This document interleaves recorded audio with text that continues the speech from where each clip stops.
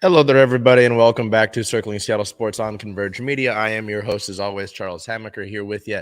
We're about on the 20th of December. It's obviously the 19th. Close enough, is my point being. You can see, still riding solo here. Belle could be joining us soon. So again, but the point is that when she feels ready, she'll return to the show. Again, I don't want to stress anybody into coming back sooner rather than sooner when they don't necessarily feel comfortable in doing so. So good amount of things to look at here. Obviously our Seahawks and Kraken continue to roll through their regular seasons. One team searching at the end of the season for some late wins to get them into the playoffs. Another one still sort of building the foundation for a potential playoff run as the NHL regular season continues.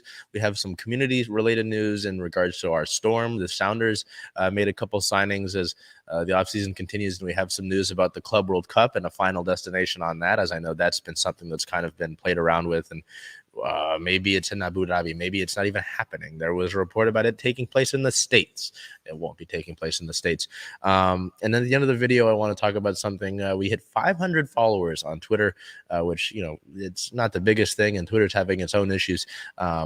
But it's still a milestone considering that it's not to the date, I don't believe, but about 3 years ago, I started the Circling Seattle Sports podcast, just a little podcast, and we talked strictly about Seahawks games, and then it really started to build from there, and now we're the only outlet here in Seattle that covers every single professional sports team in Seattle as equally as the next. So taking that all into consideration, getting all of that out of the way, it's funny because it's a great segue as we move into our Seahawks segment, which another tough one here. I know that we were looking for some good news as we headed into this rivalry game. It was going to be a tough game, as all division games are, but this 49ers team is stacked with talent top to bottom, and that was displayed throughout the course of this game. So December 15th versus the San Francisco 49ers, Thursday Night Football. The Seahawks were wearing their action green tops and their navy blue bottoms. Seattle would lose that one 13-21 in just a tough game. Seattle played well to an extent, but some mistakes throughout the course of the game helped San Francisco ultimately come out with the victory here. Really quickly, we'll take a look at the inactive list for this game. Offensive tackle Jake Curran, running back Tony Jones Jr., running back DJ Dallas, defensive tackle Al Woods. So Woods is still dealing with an injury, and then quarterbacks Artie Burns and Trey Brown. So interesting to see Brown just a few weeks relatively after he had been seen as, good to go, not able to go in this one in a key matchup, or maybe it was a healthy one. So for offensive player of the game, I went with Geno Smith. Geno had a pretty solid game statistics-wise, completing 31 of his 44 attempts on the day, 268 passing yards, one passing touchdown to Noah Fant, and 18 rushing yards. Just compared to the general state of the offense as a whole in this game, there wasn't too much going on. I mean, there were some solid receiver numbers. There was no real running game to speak of, unfortunately, because Seattle didn't really run the ball that often. Kenneth Walker was back in this game, but he really wasn't able to establish himself. Funny enough, considering this is the Pete Carroll offense, but no, he wasn't able to establish himself enough. There was no running game going, and that 49ers front seven is tough as it is. So that played a factor as he had only 47 yards. The leading receiver was Tyler Lockett with 68 receiving yards. At the end of the day, going with Geno, Geno's been a model of consistency for this team, and it's hard to ask of much more. At the beginning of the season, we didn't expect this Seattle team. I think I picked Seattle to win 7 games. We're here now, which, sure, great. But at the end of the day, happy with the sort of level of consistency he's shown, the pocket presence he's been able to display, while also being a leader, being able to grow and showing off a 90.9 QB rating in this game. That wasn't too bad. On the defensive side of the ball, I went with Quandre Diggs. The free safety had 7 total tackles, 3 solo tackles, 1 pass deflection, and 1 quarterback hit. And he did drop an interception that hit him right between the numbers, which is a key factor in this game. And we'll talk about that right now. So, we look at this game. We go back to week 2. We go back to week 2 when these two teams matched up down in San Francisco. Well, Santa Clara is where Levi Stadium is. Seattle is coming off of their week 1 win against the Broncos. The offense looked a little good in the Denver game, so there were questions of, maybe this offense is going to be good. That didn't start in week 2. Seattle was grounded, and the only real offensive points that they got were on a Tariq Woolen kick return, blocked field goal return, my apologies. And the offense just seemed directionless. They seemed like they weren't headed in any sort of particular way. Couldn't get much going on at all. And again, this 49ers defense is stacked with talent and has been for years. John Lynch, as their general manager, has done a great job. I wish he would have stayed in the broadcast booth and away from the 49ers, because he's been a big factor in the reason that they're such a good contending team. It's not like we can do much about that now. To get to this game, you obviously had to improve from that week 2 matchup. You generally build to win games in your division. And it's funny enough, because the 49ers are built like the Seahawks used to be, with that really strong, really physical, flying to the ball defense. Seattle had no run game in this. There was no calling card on defense. It could have been that interception that hit Quandre Diggs right in the chest. You're losing nose tackles to injury left and right. Tyler Lockett now goes down with an injury that we'll get into when we get to the injury news segment. There's no real easy path to the playoffs, considering that you need generally outside help to get into the postseason. They're generally getting punched in the mouth, and there's not much time left in order for them to start punching back. It's great to get Ken Walker back from injury, but at the end of the day, in this one, you didn't run the ball enough. It really felt like, I believe he had 14 attempts. I can look.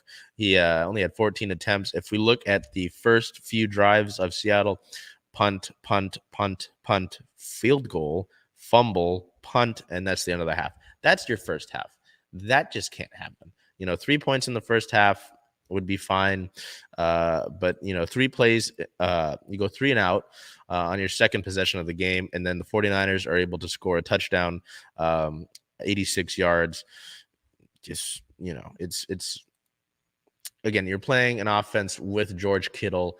I know that they're dealing with some injuries right now. They still have Christian McCaffrey. Brock Purdy's in there, and Brock Purdy was a little bit banged up going into this game. He was kind of seen as somebody who they weren't sure about on the injury report. He still played in this game, and he was good. I'm going to say it. He was good. A fumble in this game right before the half by Travis Homer on just a little dump off caused by, I believe it's Trey Greenlaw. Trey Greenlaw gave the 49ers the ball in Seattle territory on a nice return. 40-yard return right before the half. So the 49ers get the ball back at the beginning of the second half too. So for them to turn that ball over right before half, you're looking for some points. You're only down by 4 points, and you want to limit or negate the chance that the 49ers are going to get the ball before the half, because they're already getting it just, and then to have that fumble, just bad. And then the 49ers scored in 2 plays out of the second half on a George Kittle 54-yard touchdown off of blown coverage. It was a 3 deep blue, and Tariq Woolen missed his assignment, I believe is what he said. He owned up to it to Pete Carroll after the game. A couple missed tackles. Quandre Diggs missed a tackle. Cody Barton missed. I don't even know if you can call it a tackle attempt, honestly. And that was just ugly. Seattle responded with a field goal. Then it was a bunch of punts. Seattle would get a touchdown with 1 minute and 25 remaining, but they couldn't stop the 49ers.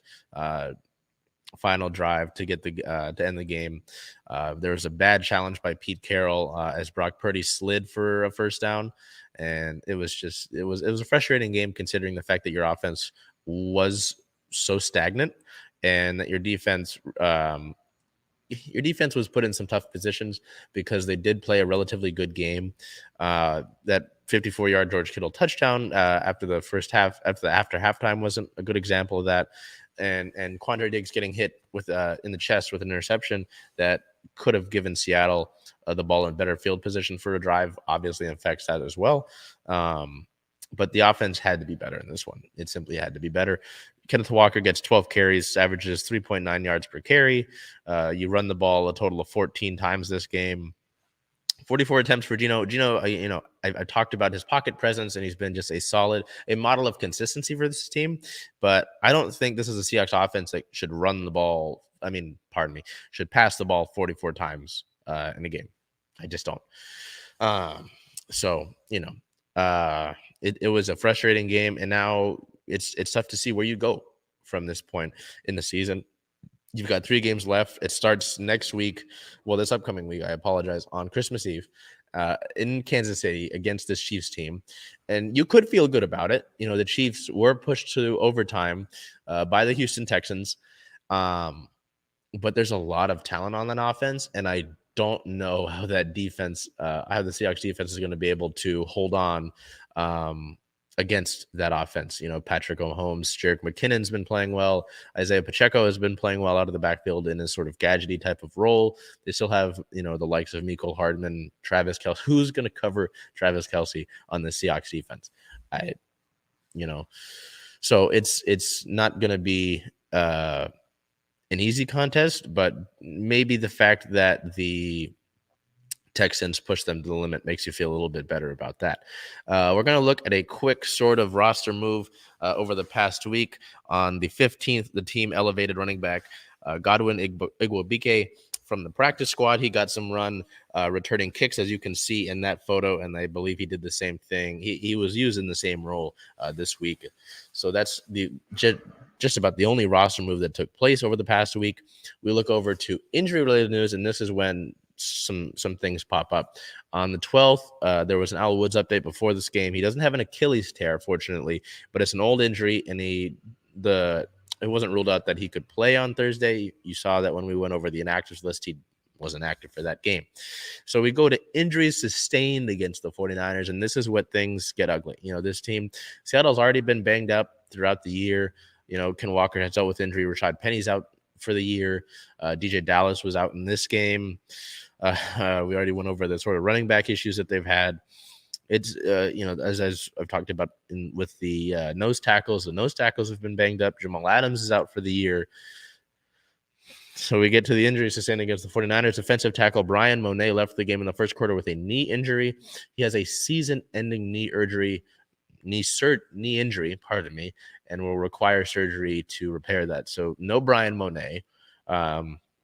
Middle linebacker Jordan Brooks left the game in the third quarter and did not return with a neck injury, and Pete Carroll did not have any clear indication on what that means. Which neck injury, Seahawks and neck injuries, it's not a good track. You look at Chris Carson and Cam Chancellor. You don't want to get ahead of yourself right now. But that's not a good sign. When any neck injury is not a good sign, and especially when there's no clear indication on what that is. So still sort of hoping to get positive news about Jordan Brooks. Tyler Lockett. We talked about Tyler Lockett last week with Walter Payton Man of the Year. Tyler Lockett broke a bone in his finger. Lockett himself said he was going to try to be back in 2 weeks. Ian Rappaport said that he could potentially only miss one game. Pete Carroll didn't sound so optimistic.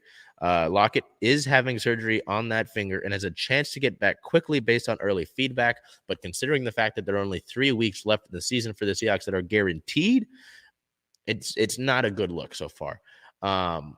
Looking at the Seahawks wide receiver position, obviously there's DK. Marquise Goodwin has played well throughout the course of the season. You'd love for this to be a chance for a guy like D. Eskridge to step in, but we've talked about that before too. So it's not a good look, just considering the fact, you look at Tyler and that injury, and Tyler, again, I talk about Gino being a model of consistency. Look at Tyler Lockett. Tyler Lockett has been a go-to guy, not only on the field, but in the locker room and as a human being.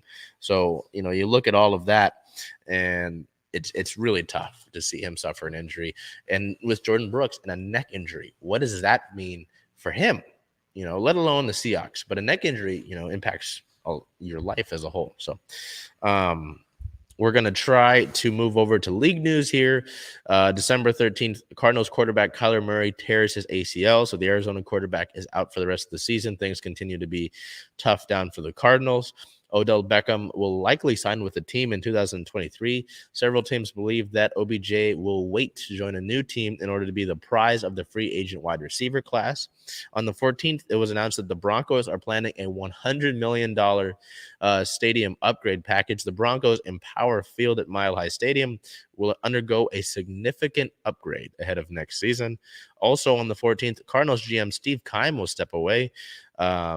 Keim is taking an indefinite health-related leave of absence from the team. There's some speculation about this relating to Hard Knocks. I'd talk about it more, but we'd have to do another show on that. And then on Saturday, pardon me, not Sunday, we have Saturday games going on now as we hit the late part of the season. The largest comeback in NFL history took place. So down at the half, 33 points. The Minnesota Vikings stormed back to beat the Indianapolis Colts 39-36 in overtime. They also secured the NFC North division with that victory. Just 33 points, man. It's you look at two of the biggest comebacks in this game. Matt Ryan was a quarterback for the Falcons in the 28-3 Super Bowl blown lead, and now Matt Ryan was the quarterback in the 33-point blown lead for the Colts here in this game. It was funny in the Kraken locker room.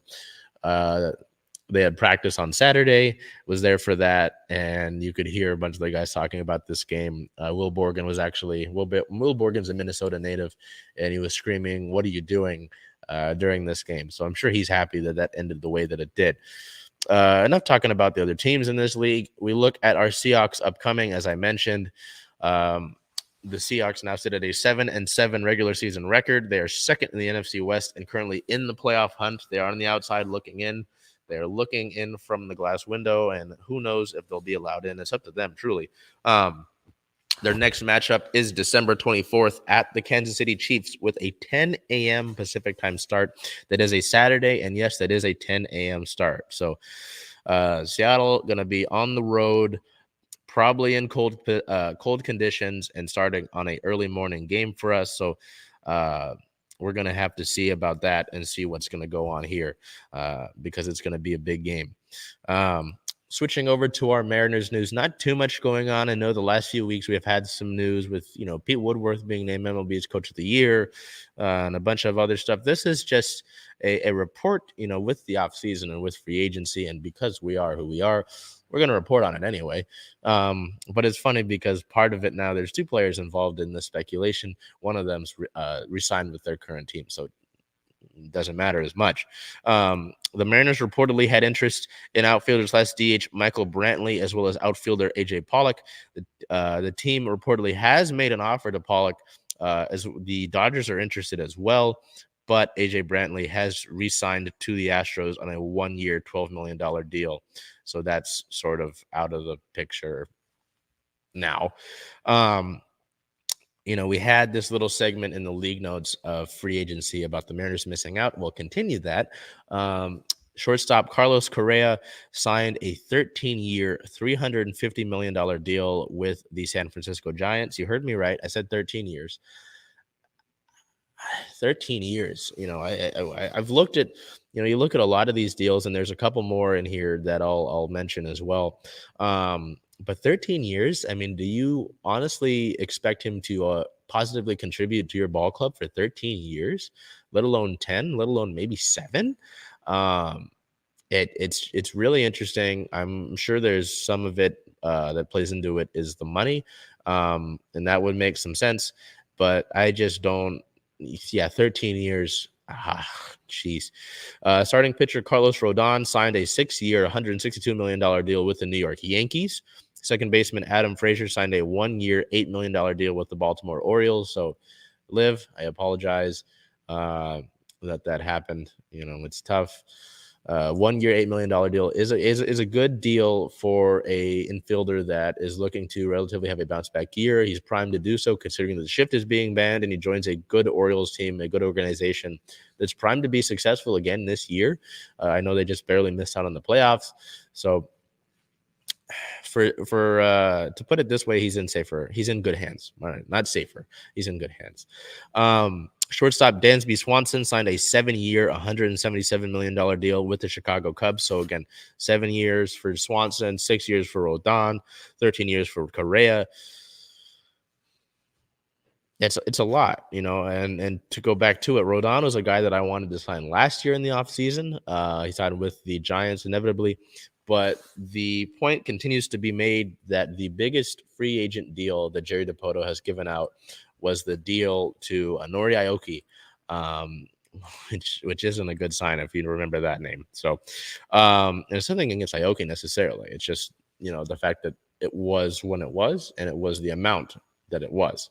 For those who don't know, we'll pull it up just so I don't sound like, what is he talking about? What Norioki deal? I'll save you the time. I'll save you the Google search. Contract, Seattle Mariners. It's I know that, again, we've talked about it before. It was a 1 year, $5.5 million deal. Oh my God. 1 year, $5.5 million. I know that a lot of people have wanted to, just want to splash. They want to like, oh, sure, give Correa that sort of contract. But I know that Dipoto has talked about it in press conferences. Justin Hollander has talked about it in press conferences as well, that they want to build this team the right way, and they don't want to jeopardize their future by doing so. I'm sure that there are guys that they would have liked to take runs at. I know they've talked about, they've been rumored about Conforto. Now they're not one of the teams that's listed when I see who's talking about Conforto.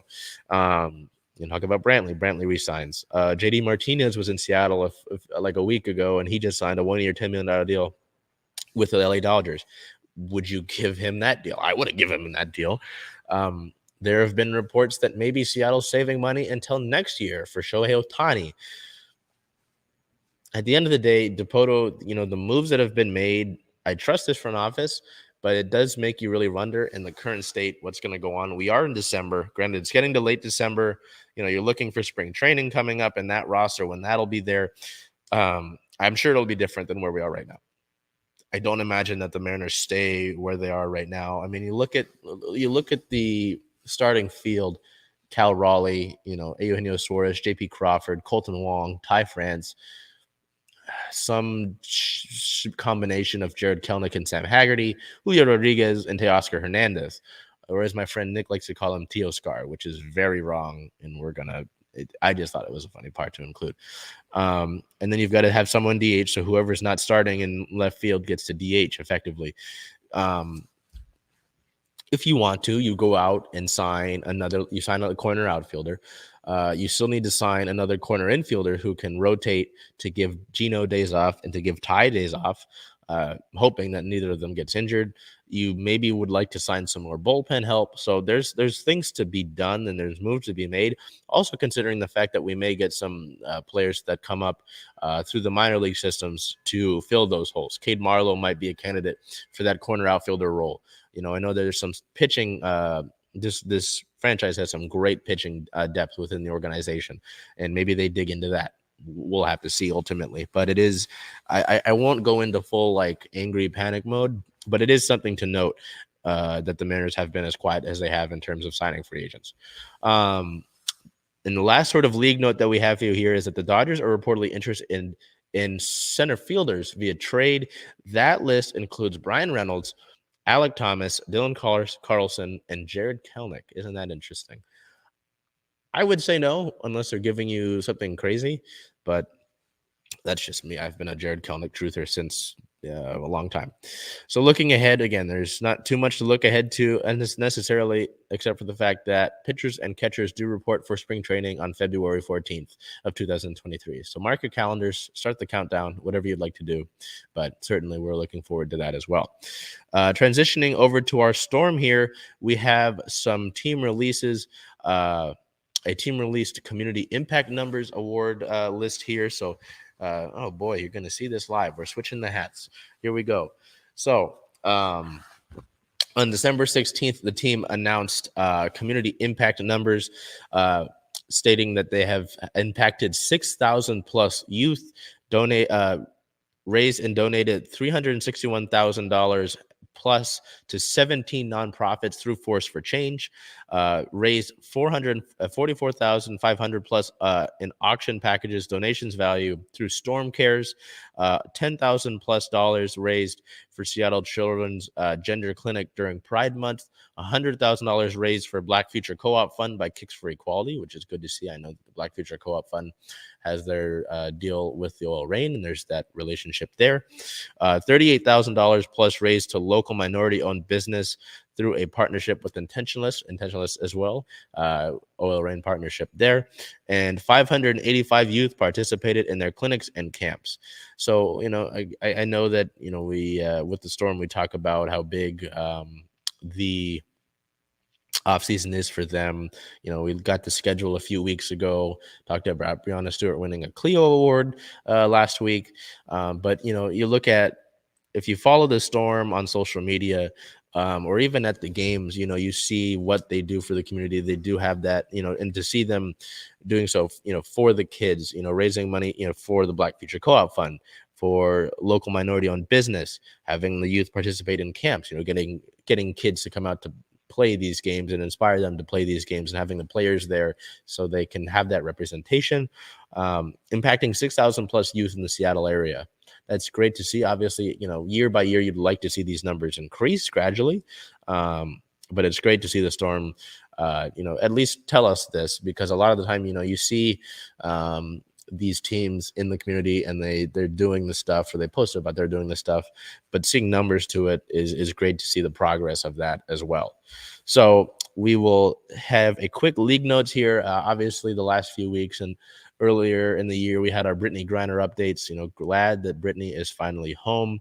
On December 15th, Griner made an Instagram post, essentially thanking all the folks that helped her through the tough times, thanking President Biden and the administration for helping get her back.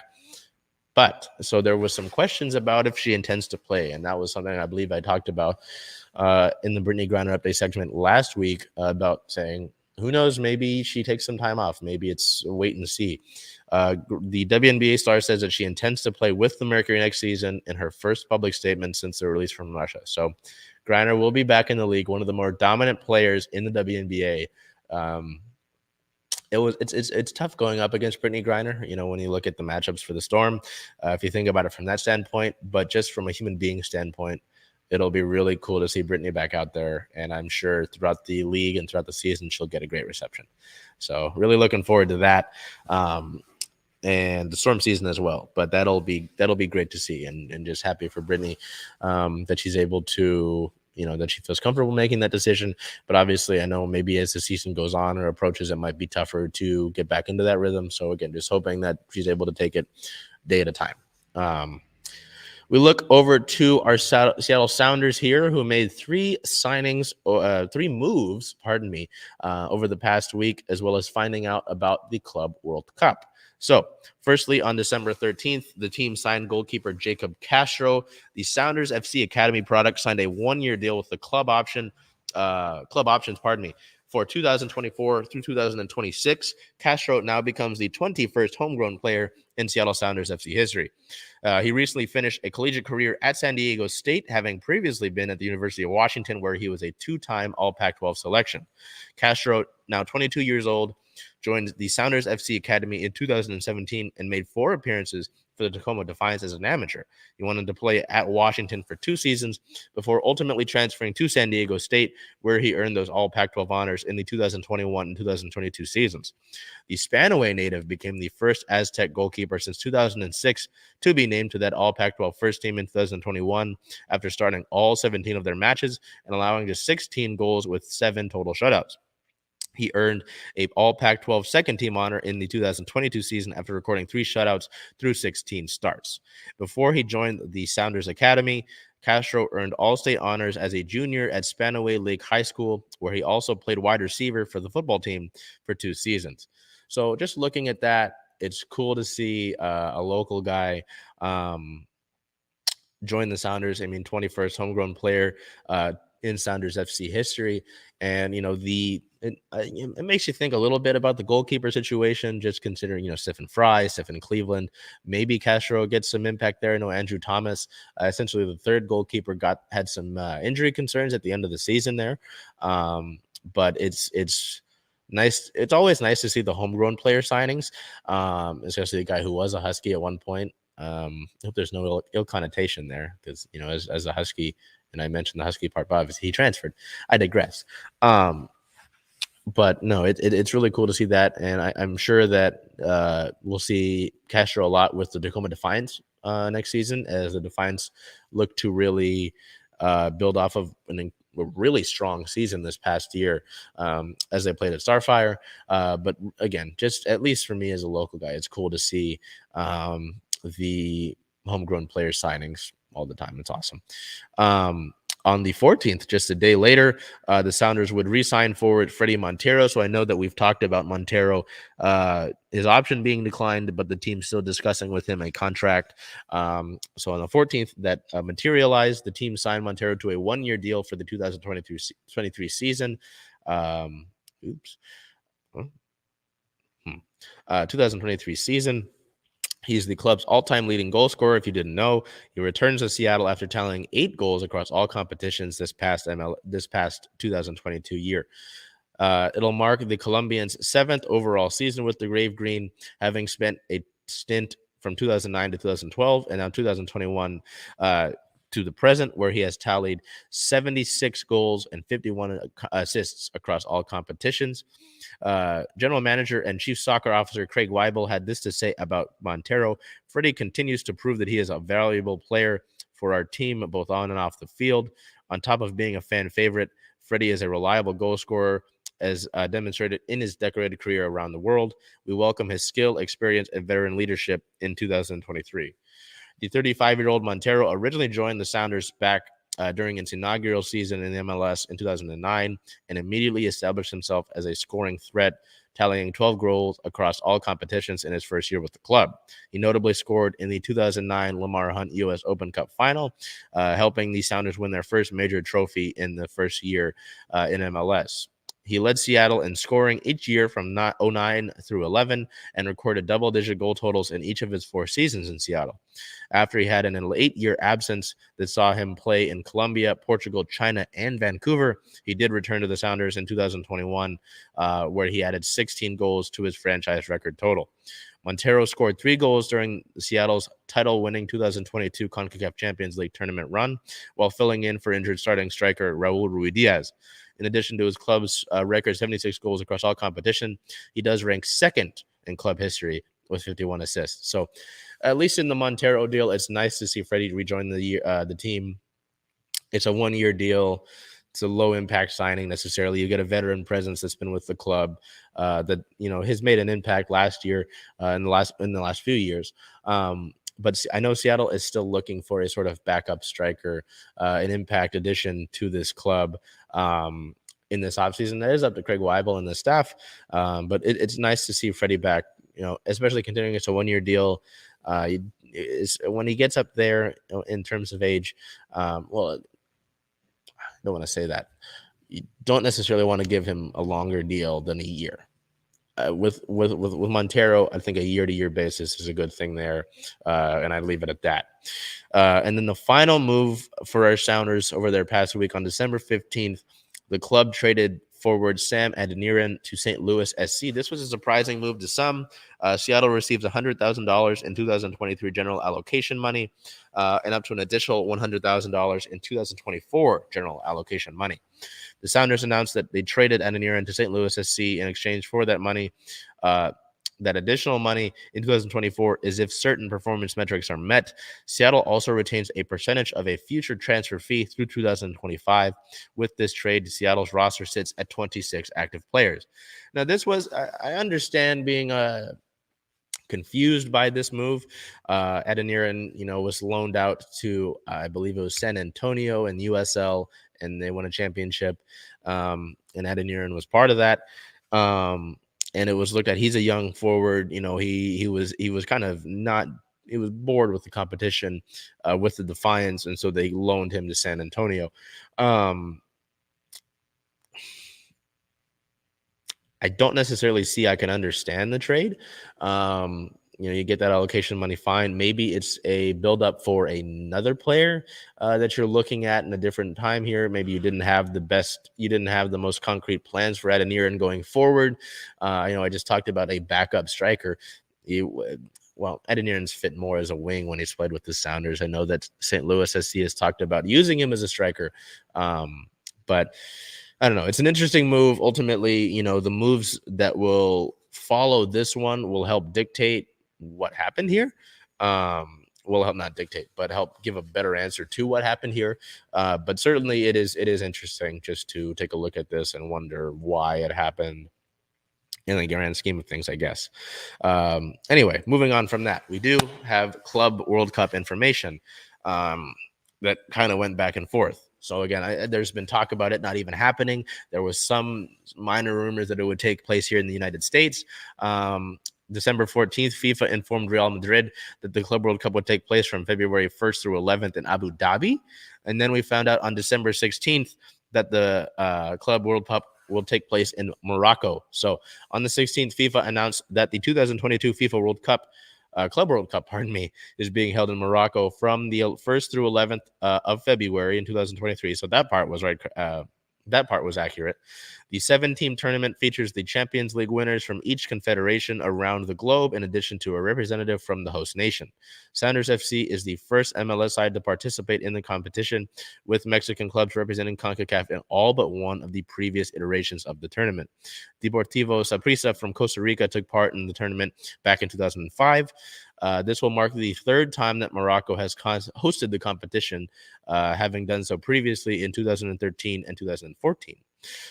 Sounders general manager and chief soccer officer Craig Weibel had a quote saying, "It's with great privilege that we now prepare to head to Morocco for such a thrilling opportunity. On top of the chance to play some of the world's best clubs, I can't think of a better way to prepare for the 2023 campaign that also includes a dynamic international competition in Leagues Cup. We look forward to working with FIFA and competing with our fellow clubs in Morocco." So I'll drop the banner on you here for you. What do you think the Sounders will make any noise or not in the Club World Cup? It'll be interesting. Again, this also falls on whether or not the Sounders make certain moves to put them in a position of being good enough to really compete in the Club World Cup. Getting João Paulo back from injury will be huge. Having the side healthy is the first thing, but how they're able to gel this year after not looking like they could be consistently cohesive throughout the last season is a big deal as well, because you've got a largely returning cast for the 2023 season from 2022. Again, you'd like to add to that and just generally be better. But, considering that you've got this returning cast, you're going to have to be better from within. It's going to have to take the guys that are in that locker room to get better because of themselves. They're not, it's not like you got this large amount of money that you're going to splash on a transfer, I don't imagine. It's going to have to come from this veteran leadership group that's been together for years, and the other players that have been a part of this squad for years. So that's something to watch. I say the Sounders might take a game here, but outside of that, I can't really see necessarily too much else going on for the Rave Green in the Club World Cup. So we will now head over to our Seattle Kraken here, who played 3 games over the past week, ended a tough East Coast road trip against some damn good hockey teams, and returned home last night with a victory. So, returned home last night to get a victory. So we look at December 13th at the Tampa Bay Lightning was a brutal 6-2 loss. Seattle adding a goal at the end of the game there to make that a little less bad. Player of the game for us, forward Jared McCann. McCann had the first goal of the night, 1 point, 3 shots, 2 takeaways. So Tampa Bay is a really good team. There's a reason that they've won 2 of the last 3 Stanley Cups, and they were deep into the playoffs last year as well. Seattle just started this game out poorly, and Tampa, you can't really do that against Tampa Bay. You can't really have that sort of really poor start against the Lightning team that will come at you wave after wave, line after line, and has Andrei Vasilevsky in goal. So that was just an ugly one. Seattle has not yet beat Tampa Bay in their NHL existence. On December 15th at the Carolina Hurricanes, a much better looking score as Seattle lost that game 2-3. Now, Seattle did go down early in this one off some dumb mistakes. We talked about the defensive mistakes all year. We talked about the penalty kill all year. With that being said, our player of the game is Philip Grubauer. Grubauer had 36 saves, a 923 save percentage, a 1.04 goals saved above expectation. Grubauer was great in this game. There's no other way to put it. Again, for those who are my Brandon Seeley from 32 Crew said it best. He said mobile app analysis. You know, guys that just look at the score, guys that look at the end of the game score, that look at the box score, you know, that read the boring ESPN they don't look at the actual game. They don't watch the game. They don't understand what's going on. Don't properly appreciate our goaltenders necessarily, specifically Philip Grubauer. Grubauer was just excellent in this game. You can tell that from the saves, the save percentage, and the goals saved above expectation.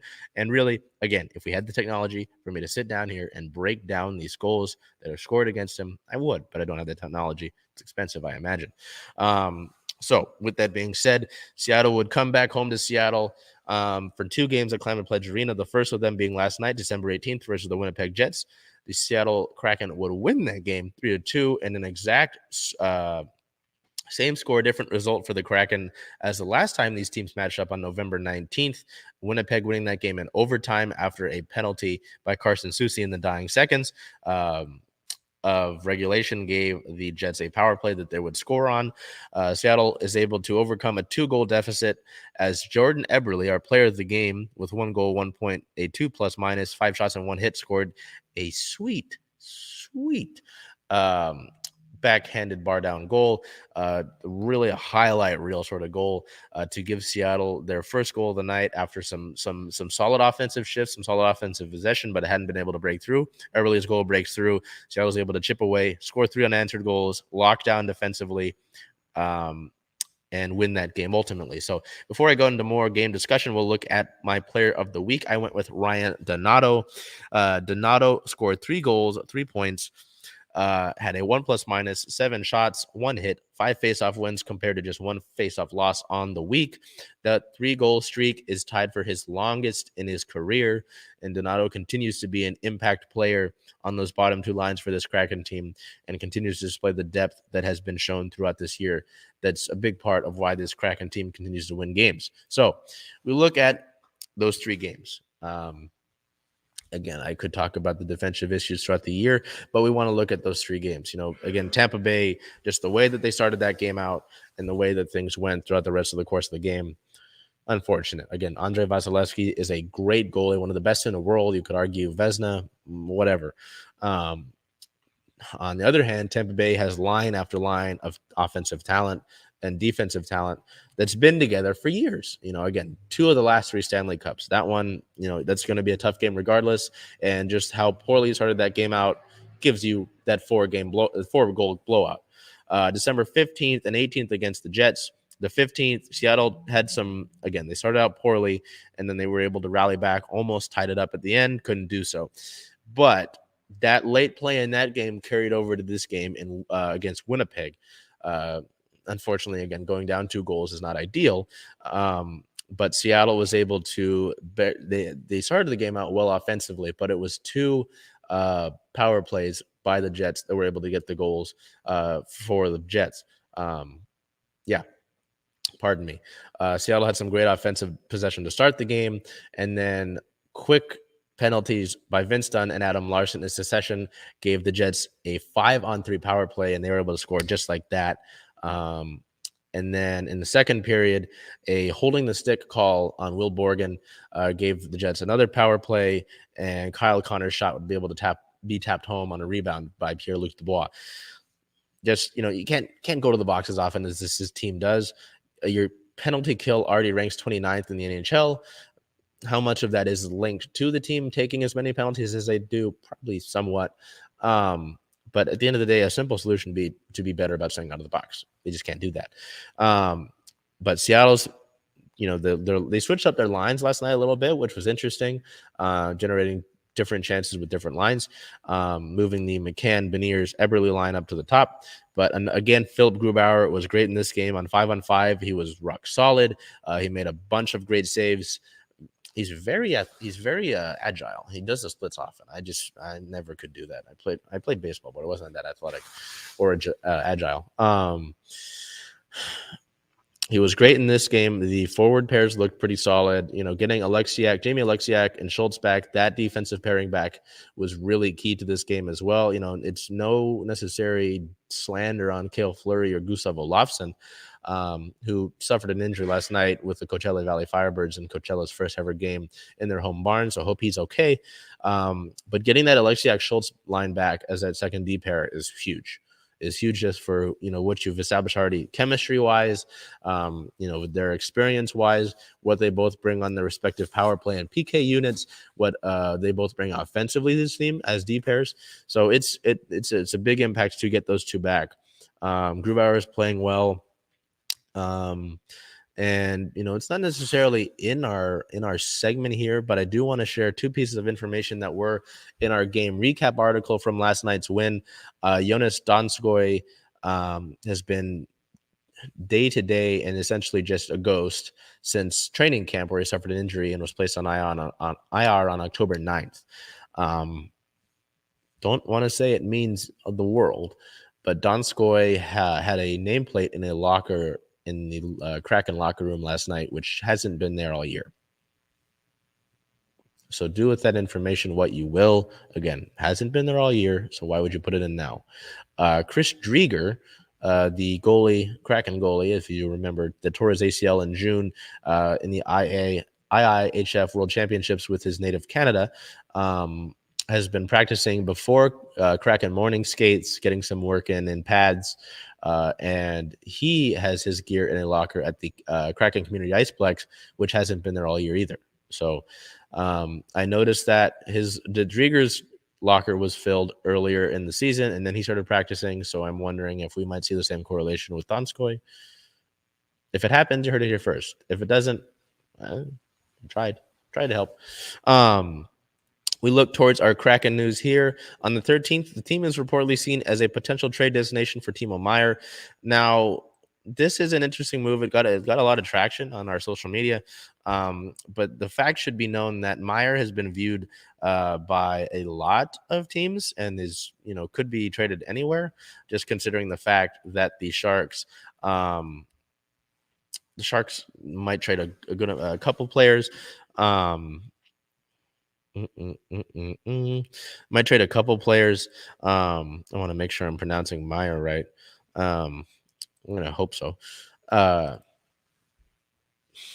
It would depend on what Seattle needs to do to acquire him. I've had some good discussions on Twitter with Rick Judd from 32 Crew, where it's like, if you're gonna trade for Timo here, you've got to be able to have like a sign and trade situation in here, or have him guarantee that he will sign an extension, because you don't want to trade for a guy and then have him be able to leave like that when you give up assets for him. Because Seattle is where they are cap wise right now, you might have to move some guys. You might have to move some restricted free agents for this upcoming season, maybe some draft picks as well. I'm just going to put that on the radar because, Ron Francis is a general manager, and we could see some moves here. Ron Francis turned Jeremy Lozano into a second-round pick. If you understand that, then you know why I consider it that he can do a lot as a general manager. So on the 18th, it was announced that Shane Wright was named captain for Team Canada in their World Junior squad. Hockey Canada has announced that Kraken prospect Shane Wright will wear the C for Canada's national junior team at the 2023 IIHF World Junior Championship, spanning from December 26th through January 5th in Halifax, NS Edmonton. NB Ethan Del Mastro, Nathan Goucher, Dylan Gunther, and Logan Stankoven will share responsibilities as alternate captains. Wright says, "I am grateful for the opportunity to represent Canada on home ice at the World Juniors. and it is a true honor to be named captain on a team with so many great players and leaders. Ethan, Nathan, Dylan, and Logan are all deserving of this recognition, and I look forward to contributing to the team's success with them as part of the leadership group. We are excited to play in front of Canadian fans in Halifax and Moncton as we look to defend the gold. So, this goes, I'm going to go back to the NHL draft when Montreal reportedly did not take Shane Wright because of attitude problems. And this goes to the fact also that Montreal fans have taken this. I don't know why they're so upset about Shane. Maybe it was the stare down at the table. It was probably the stare down at the draft. And they said he's had attitude problems. And they're like, oh, he's got attitude problems, this, and that. He's stuck up. I've interacted with the guy multiple times. He's always been a great guy. He's always been solid with fans. And then being named captain of Team Canada. I mean, come on. Wipe that narrative away. That's garbage. It's been garbage the whole time. So to wrap up our Kraken news, here we go to same day. Defender Gustav Olofsson was reassigned to the Coachella Valley Firebirds. So with the moves, with Jamie Alexiak returning from his suspension and Justin Schultz returning from injury, we found out that obviously with those guys coming back, it was going to be tough for Olofsson to have space here. Cale Fleury has already been the guy that has been seen as the seventh defenseman in the healthy scratch often. So why not send Olofsson back to Coachella Valley, where he's been contributing there for the most part of the year? We look at some league news here. On December 15th, the NHL could be adding more games to their season. The league is reportedly considering expanding the regular season to 84 games. The league is looking into having twice as many matchups between geographical rivals next season as well. So something to keep note of. I know there hasn't been too much movement on that, but it is something that's being talked about, so we had to bring it to you. We'll wrap up our Kraken segment here. Looking at their record, they sit at a 17-win, 10-loss, 3 overtime loss record. Third in the Pacific Division with 39 points. They've fallen behind the LA Kings here, who are sitting at 39 points on the year, as Seattle has 37. So there's some ground to be caught up after that difficult sort of road trip against all of those good teams on the East Coast. But this is, December hockey is going to be tough. Dave Haxtell talked about it in the postgame. And you're going to have to win games like you did against Winnipeg in order to find yourself in a playoff spot. Moving forward, looking ahead, the Kraken play December 20th versus the St. Louis Blues at 7 p.m. Pacific time. That is a home game at Climate Pledge Arena. And then their last game before the Christmas break is December 22nd at the Vancouver Canucks with a 7 p.m. Pacific time start. And then Seattle will play after the Christmas break. We'll play a few more divisional matchups as well. So great opportunity for you to really get some tiebreakers and hopefully move up higher in the standings in your own division. So moving forward, we don't have any rain news necessarily. There's no team news. There's no injury news. The offseason continues. There is a key part in league-related news, though. On December 16th, the NWSL has narrowed down their expansion shirts. So Boston, Tampa Bay, and San Francisco are all reportedly finalists for the league's 14th expansion club. The Utah Royals are coming back. So one of those three teams is going to make it. If it's going to be one of these teams, I would expect it to be San Francisco. San Francisco makes the most sense. You think about California. Well, again, it would be a third Californian team, sure, whatever. The Bay Area makes the most sense to me. Tampa Bay, don't necessarily understand it. Boston, don't necessarily understand it as well. San Francisco, just, knowing what I do about those sports cities in relation to an NWSL, women's soccer team, San Francisco, the Bay Area makes the most sense to me. So we'll see if that plays out and we'll see how that goes on. But that's my pick. So we don't have any Seawolves news. The Seawolves were quiet this week. The Sea Dragons were quiet as well. This segment technically doesn't exist because the team doesn't exist at the moment, at least in current active form. But we have some sort of I've installed a Supersonic segment for news that permeates to the Supersonics and for the inevitable time when the Supersonics return. So Adam Silver in the league notes. My goodness, I'm off today. In a league notes segment, Adam Silver says that a Mexico team is possible. The NBA commissioner says that there is no specific timeline for an expansion team, but that the league will be looking seriously at Mexico City. So I would have in any other connotation, I would have no issue with this. The only thing is that Seattle needs to get their team back before anybody else, before Vegas, people talking about Kansas City, and before Mexico City. Seattle has to get their NBA team back. It doesn't make sense not to. The NHL has talked about expansion beyond their current 32 teams because of the success in the markets of Las Vegas and Seattle. Now, I don't think that would work for the NHL, just considering that the Las Vegas markets and Seattle markets are great. Seattle's a great sports market already. That's why we cover it. No, I kid you. And Seattle getting their Supersonics back would do huge numbers. I know that the Kraken, retail-wise, blew Las Vegas out of the water, and Las Vegas did great numbers as an expansion team, and Seattle wiped the floor with them. Can you imagine the retail sales for the Supersonics? The tickets would be sold out for years, which is unfortunate, but the revenue that would bring back throughout, it would just do so much. It would just do so much, and it would add more to the business. It would bring in more business to the surrounding area. You know, the Armory gets a ton of business because of the Kraken games and what they do at Climate Pledge Arena. Queen Anne as a whole does it. I'm not going to call it Uptown. It would be huge. It would be gigantic. So, again, I have no problem for Mexico City getting a team at some point, but Seattle has to get theirs before anybody else's. That's all that is. We'll wrap up here with our Seattle Star of the Week.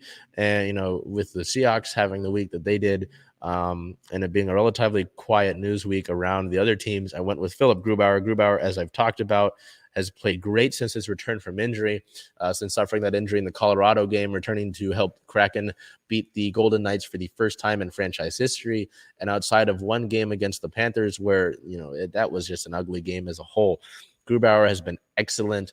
And, you know, I'm starting to see, I have a buddy, he won't admit it to the public, who's been a Grubauer hater from day one. And I've just recently been able to work on him to get him to understand what's going on. So Grubauer, rock solid last night, helping Seattle get the win. He was the third star of the night last night. He's our Seattle Star of the Week to wrap up this episode on December 19th. So looking at the general, oh no, I lied to you. We hit 500 followers on Twitter. I apologize. Again, it's not the biggest milestone. There's still a lot to do. You know, maybe when we hit 1,000, we'll be happier about it. There's still a lot to grow with this show and with the graphics and the articles and everything that we're doing. Firstly, before anything else, I want to thank just the support that we've gotten on Twitter, you know, from people in the Kraken community, whether it's my friend Mike, Shay, Maya, Ari, Max, Chad. You know, there are a bunch of guys out there that have been really helpful. Mike helped us get to 400 followers, helped us get a lot to that. You know, a lot of those people as well, whether it's, you know, Liv and the work that she's done, photo wise, the work that they've done photography wise, you know, whether it's in the baseball season and the Kraken season, you know, the funny bits, you know, the broken bat shots, the goal shots, you know, all the work that our photographers have done, whether it's been Matt, Quentin, you know, Brian, and the work that Bell's done, chipping on Twitter, making a Twitter to as Bell as co-host of this. You know, 32 Crew's been helpful. Emerald City Hockey's been helpful. Lookout Landing follows us. You know, just it's been wild. You know, I started this. CirclingSeattleSport started in December 2019 as a rinky-dink podcast that just covered Seattle Seahawks games and was trying to help push the Russell Wilson for MVP narrative.